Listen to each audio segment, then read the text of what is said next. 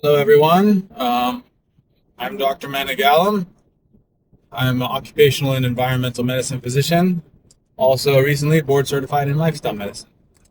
And I'm just coming back from my, 7 to 8 mile hike with the puppies who are behind me in the back seat. And I feel inspired as I was driving. Um, I wanted to give a talk about how I feel the United States workplace is. Because I study occupational medicine, my investment in the workplace is to prevent people from getting injured, to prevent them from getting exposed to certain hazards, to make sure that people can, when if they do get exposed or they get injured, to be rehabilitated back to the ability to be able to work again. That is my my position in medicine to do that. And I treat other healthcare workers, and I treat any job out there, any single job. Anyone that gets injured or exposed to anything at work, they can come see me. Um, but where I work, it depends on if we have a contract with the workplace. So, let's not get into the weeds there. But that's my job. I treat work-related injuries and exposures. So, what I was thinking about is what is the ideal situation for the United States? Considering my perspective in that I want to prevent people from getting injured and prevent people from getting exposed to things. Not all workplaces have dramatically dangerous things going on, but in a sense, every person should be wielding some power over their circumstances in the workplace to be able to at least protect themselves from injury or from exposures. If they have concerns, they should have power to bring that up and then that be addressed. But even further than that, I think the situation in the United States, since I've studied the workplace, I've studied different types of workplaces. Um, there are certain economic systems that will support a more just system, I think. Because currently in the United States, decision-making power is not wielded by the vast majority of people. All workers in the United States, barring those that are at the top in charge, like on the board of directors or CEOs, make the most money, have the most benefits, the best benefits, and they make all the decisions in the workplace to support those initial two things I mentioned, the money and the benefits. So currently, you can call that for people at the top, they have democracy. You can say that. They can vote, and their vote matters because they have power to change things.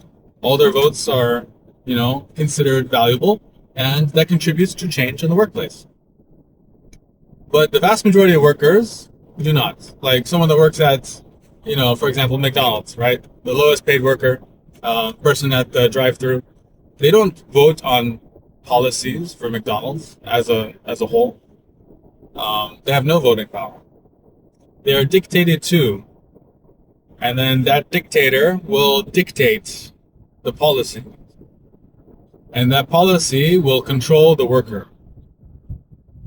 That worker does not have control over their salary. They do not have control over their benefits. They do not have control over anything other than whether or not they choose to work at the workplace, which they have to. Everyone kind of has to work. That's how you survive in this system. Without work, I mean, you eventually become homeless, right? Bankrupt and homeless. That's our system. So you have to work. So, theoretically speaking, the entire United States is not democratic when you consider the workplace. And the workplace is like where you spend between half and one-third of your entire day. Of your waking hours, that's most of your waking hours where you spend work. And you don't have democracy, you don't have the ability to vote, you have no power over your workplace, none. In an ideal situation, everyone would contribute to voting about policies at your workplace. Every policy. I mean, you don't have to vote on all policies, but if you feel like policies will affect you, you should be able to vote. And generally speaking, everyone should be able to vote on the direction where your workplaces go. With veto power or a lot of power going towards the financial department, where the people in charge of the finances should be like, oh, let's not do that. We have to approach this very gingerly Otherwise, we go bankrupt and we all lose our jobs because the company goes under. You know, so I think that would be actually a great system. I'm not just coming up with this out of nowhere. There's a company called the Mondragon Corporation in Spain. It's a conglomerate of a bunch of different companies now. So actually, it's like hundreds of different companies. But initially started out by a priest. A priest during the Depression, the Great Depression. And what the priest did was, well, no one had jobs, right? No one's attending church because no one has jobs because everyone's starving because no one can afford food. So people are just desperate. So he decided to create a business, right? Decided to start a company. And to start it, a priest wanted to start it, right? So he's like, well, we should try to get together and create something and then try to sell it to people.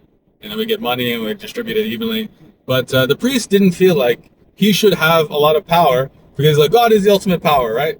So he's like, well, we should all just make decisions together about everything. People should agree on whatever we do in the company, the direction and what we produce and how fast we should produce it and all the policies and procedures and everything in the workplace. And now it's a conglomerate of hundreds of different companies. They even have their own university. That is called a worker co-op. Basically, that priest created a worker co-op. A worker co-op is a company that's impartially owned by all the people in the company.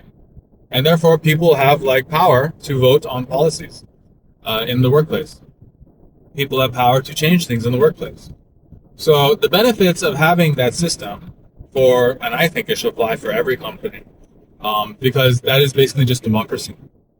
And to be against that system would be to be against democracy, which doesn't make sense because, your power over your circumstances will be able to prevent you from being exposed to harm in the workplace. Harm could also be, theoretically speaking, lower wages than you deserve. Who thinks you have wages that are lower than you deserve? Everyone should raise their hands. You're never paid the exact amount that you produce for the company. You produce for a company far in excess of what you receive. You usually receive a percentage, a small percentage, For example, last I looked it up, I'm a physician, right? Physicians, on average, in the hospital make $1.5 million for the hospital. And I looked this up maybe 10 years ago. So I think with inflation, everything has gotten even more valuable. But that's how much physicians make for the hospital every year. But physicians do not see the vast majority of that money. Physicians get a small percentage of it. Okay? Depending on your medical specialty, you may get a smaller percentage than you deserve. But no physician has power. I don't have power to vote on, how much our salaries and benefits should be. No, I have none. And zero. And, we're supposed to be very prestigious and everything. The world of the physician is very similar to the world of the average worker. And that vast majority of time, unless you're in a private practice, you own your practice, you make all decisions, and then you're the one making decisions and not giving democracy to anyone else.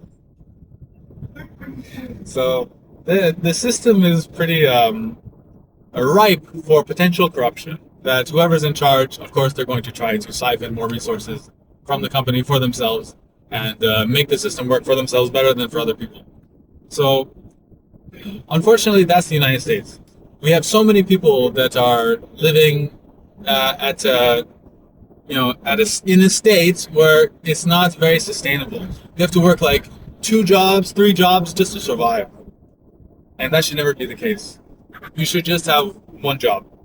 And, whether or not you like it, you have that job that supports you, that gets you everything you need in life. You should be an equal participant in society. You should be able to participate in everything in society with that one job, no matter what it is. You should.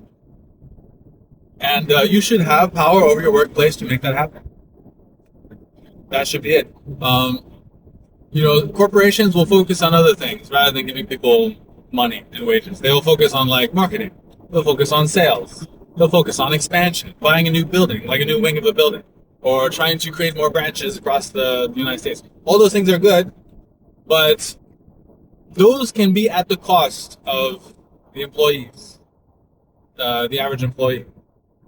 And for example, let's say the workplace says, "Oh, let's fire everyone and let's replace everyone with AI or machines or computers or whatever.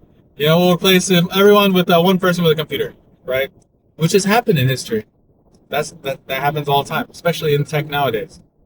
So, but that only happens because no worker has power over the workplace.